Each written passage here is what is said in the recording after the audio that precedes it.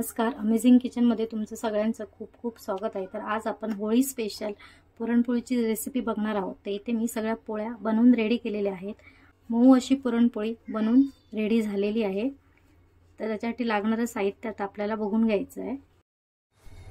पुरणपोळीसाठी इथे मी 1 वाटी चण्याची डाळ घेतलेली आहे। आता आपल्याला ही स्वच्छ धुवून घ्यायची आहे।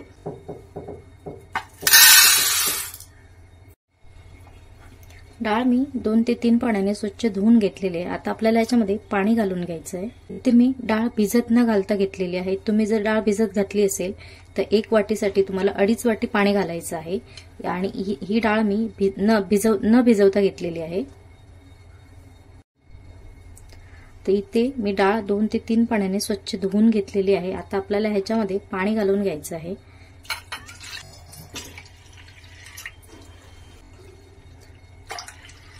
इथे मी डाळीच्या 3 पट पाणी घातलेलं आहे। ही डाळ मी न भिजवता घेतली आहे, त्यामुळे याच्यामध्ये मी पाणी जास्त घेतले आणि मला कटाची आमटी पण बनवायची आहे। तर इथे मी थोडंसं एक्स्ट्रा पाणी घातलेलं आहे। तर इथे मी अर्धा चमचा हळद घेतलेली आहे।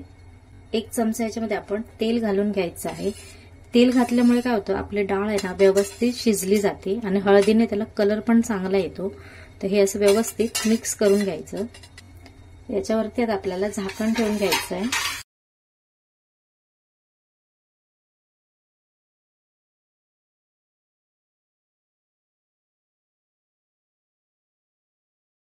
कुकरच्या आपल्याला 5 ते 6 शिट्ट्या करून घ्यायच्या आहे। तर आपली डाळ छानपैकी शिजली जाईल। तर आपल्याला आता पीठ मळून ठेवायचं आहे। तर इथे मी 2 वाट्या गव्हाचं पीठ घेतलेलं आहे। 2 वाटी गव्हाच्या पिठासाठी इथे मी अर्धी वाटी मैद्याचं पीठ घेतलेलं आहे। आता आपल्याला हे चाळून घ्यायचं आहे।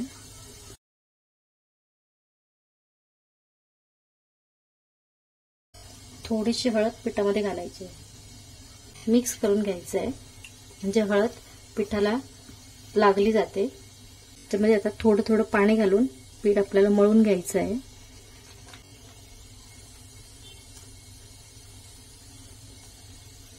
पीठ मळताना पाणी जास्त घालायचं नाहीये, कारण मैदा आहे त्यामुळे पीठ पटकन मऊ होऊ शकतं। जसं लागेल तसं याच्यामध्ये पाणी घालायचं आहे आणि पीठ आपल्याला थोडंसं मऊच मळायचं आहे। जसं चपातीपेक्षा थोडंसं मऊ आपल्याला पीठ मळून घ्यायचं आहे। पीठ असं बोटाने पसरवून घ्यायचं आहे आणि त्याच्यावर असं तेल वरून असं घालून घ्यायचं आहे। जेवढं तुम्ही पीठ तेलामध्ये ठेवाल ते पोळी छान लुसलुशीत तयार होते। आता ह्याच्यावर आपल्याला झाकण ठेवून घ्यायचं आहे आणि पीठ आपल्याला 1 तास ठेवायचं आहे म्हणून। ते इथे बघू शकता डाळ छान अशी शिजून रेडी झालेली आहे। तर इथे मी बरोबर 7 शिट्ट्या केल्या होत्या डाळीसाठी, त्यामुळे ती छान अशी शिजलेली आहे। आता ह्याच्यातलं पाणी आपल्याला काढून घ्यायचं आहे। तर इथे मी पुरणाची चाळण घेतलेली आहे। आता ही आपल्याला डाळीचं जे पाणी आहे ते एका भांड्यात असं काढून घ्यायचं आहे। डाळीतलं पाणी आपल्याला सगळं नितळून घ्यायचं आहे।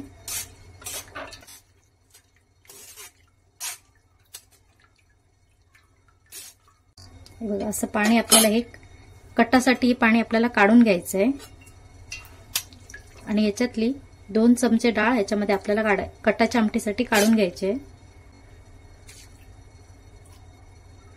आणि हे एक थंड होईपर्यंत 5 मिनिटं असंच ठेवायचं आहे।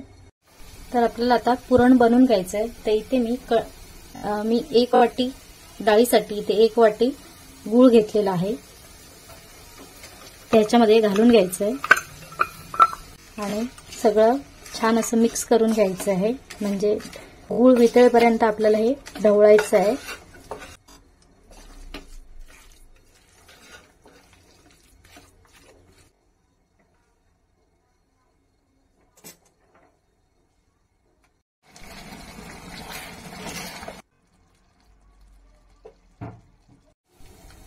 तर छान आपलं पुरण बनून झालेलं आहे। त्याच्यामधलं गुळाचं जे पाणी आहे ते पूर्ण आटवून घेतलेलं आहे मी आणि छान असं सुक्कं सारण बनून रेडी झालेलं आहे। आता आपल्याला हे एक अर्धा तास तरी थंड करू, त्याच्यानंतर जाळीवरती हे बारीक करून. तर इथे मी पुरणाची चाळण घेतलेली आहे, त्याच्या खाली एक भांडं ठेवलंय त्याच्यामध्ये आता आपल्याला हे सगळं घालून घ्यायचं आहे.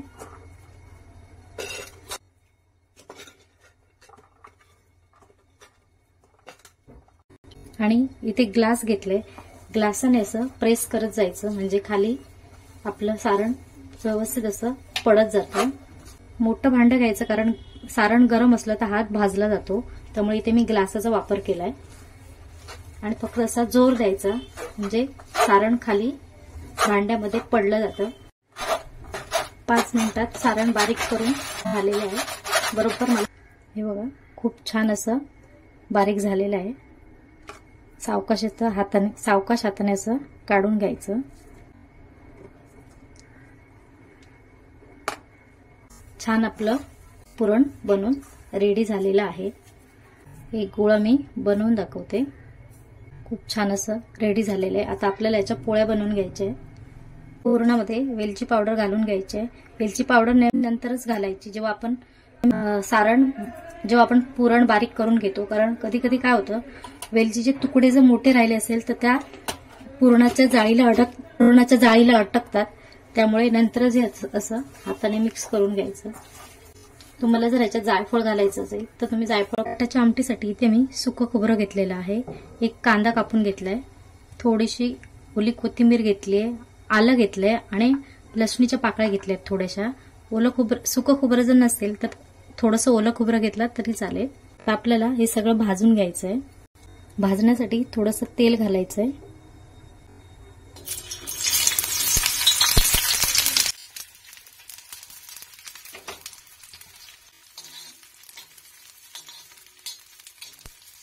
कांदा आपल्याला लालसर असा भाजून घ्यायचा.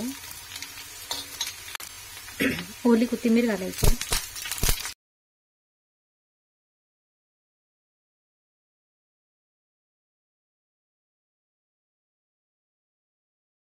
घ्यायचंय.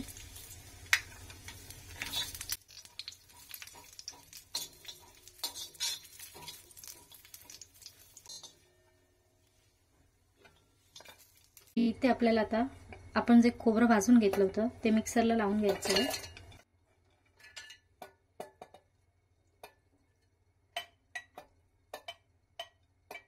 याच्यामध्ये थोडंसं पाणी घालायचंय.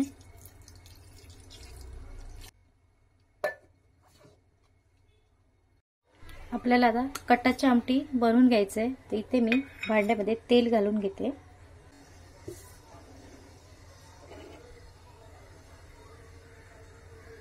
एक चमचा जिरं घालायचंय. 1 चमचा मोहरी घालून घ्यायची. थोडासा हिंग घालायचा.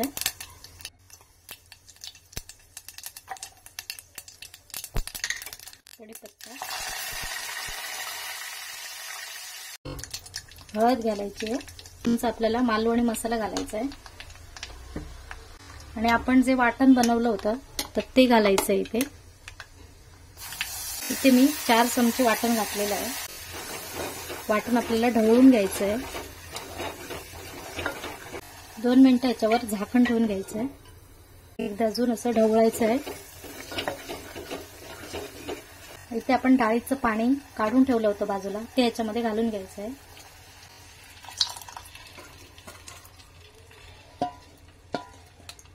ते 2 चमचे मीठ घालून घ्यायचं आहे. आणि परत एकदा असं वर खाली करून घ्यायचं आहे.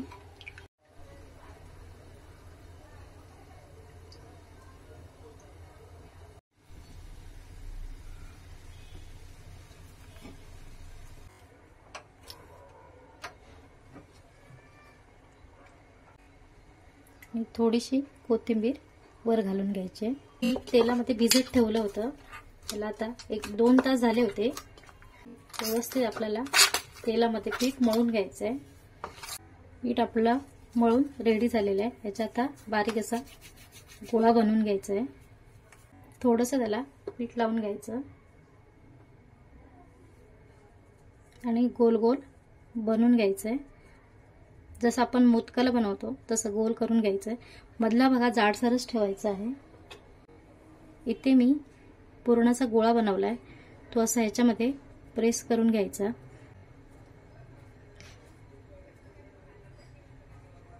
थोडंसं पीठ टाकायचं आणि असं याचं तोंड गोल गोल करून बंद करून घ्यायचं.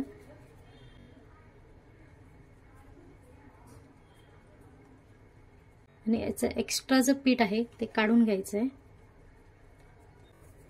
असं गोल गोल करून आता त्याला परत पीठ लावायचं आणि पोळी अशी सावकाश हाताने प्रेस करून घ्यायची, म्हणजे पुरण सगळ्या बाजूने कडेकडेपर्यंत लागलं जातं. आता हे आपल्याला लाटून घ्यायचे. पोळी अलगद हाताने लाटायची आहे.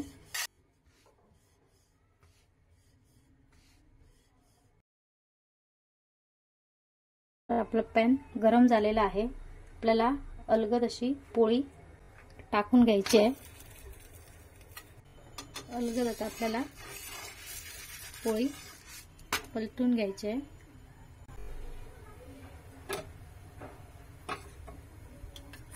पोळीवर तूप घालून घ्यायचं आहे.